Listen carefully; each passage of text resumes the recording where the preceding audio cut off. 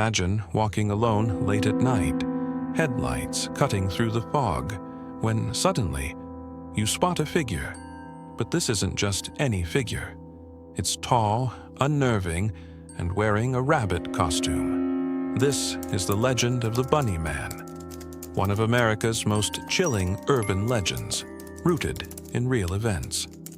Tonight, we dive into the story behind the mask. It was a chilly October evening in Fairfax County, Virginia, 1970. Fog rolled in off the nearby woods, wrapping the abandoned Colchester Overpass in a gray, suffocating mist.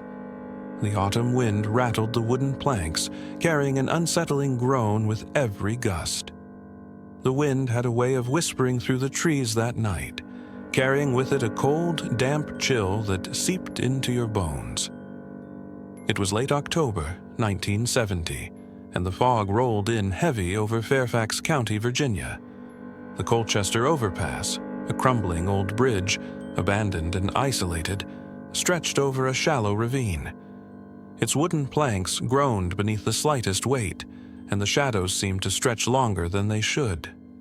Edward and his friend Tom had been daring each other to explore the bridge.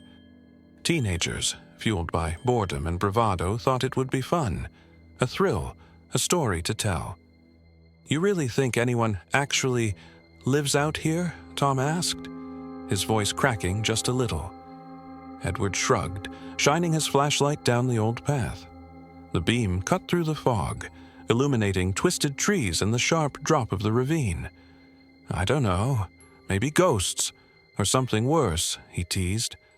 But the laugh died in his throat when he realized the sound of the wind wasn't the only thing moving in the mist. There was a figure. At first, it was just a shape, half hidden in the fog. Tall, unnaturally still. But as it stepped closer, the details became horrifying. A white rabbit costume, filthy and torn, clinging to a frame that was far too large to be just a man. Its head tilted slightly, unnervingly, and in its hands, an axe. Edward's flashlight flickered, casting a strobe of shadows across the fog. Tom let out a strangled scream. "Run!" Edward yelled.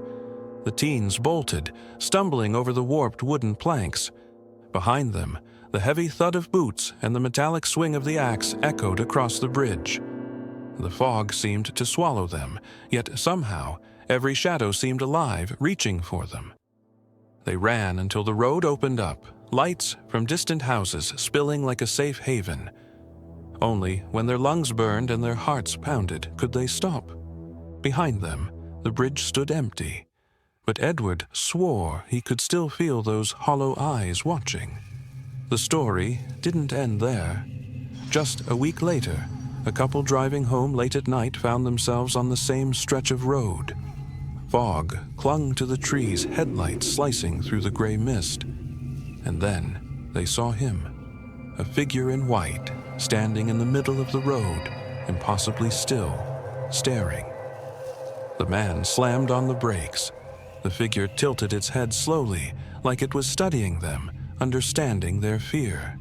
The couple dared not move until it vanished, dissolving into the fog as silently as it had appeared. Over the following weeks, more sightings emerged. A jogger claimed he saw the figure at the edge of the woods, axe raised as though waiting. Children whispered about the man in a rabbit suit who lurked near abandoned buildings. Locals avoided the bridge after dark, leaving it to the shadows. Investigators eventually traced some of the events to a man named Douglas Griffin.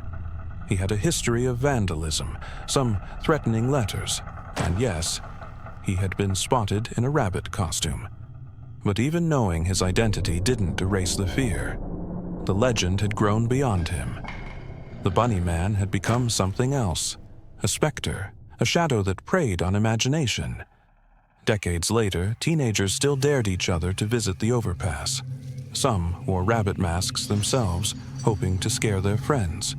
Videos surfaced online claiming the Bunnyman still haunted the woods, and every time someone ventured near the foggy bridge, the hairs on the back of their neck stood up. Because the scariest part isn't the costume. It isn't the axe. It's the uncertainty, the feeling of being watched, the whisper of movement in the fog. Even now, if you were to drive down those dark, empty roads, you might see a flash of white, a shadow, something tall, standing just beyond the trees.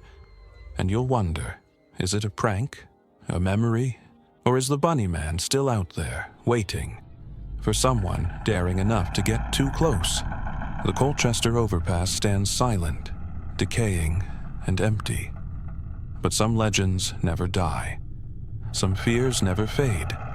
And some creatures, real or imagined, live in the spaces where darkness and imagination meet. Next time you're alone on a foggy road, headlights slicing through the mist, take a moment. Listen, because sometimes, when the wind blows just right, you might hear it. The soft, deliberate thump of boots on wood, the scraping of metal, and the whisper of a rabbit mask moving in the shadows.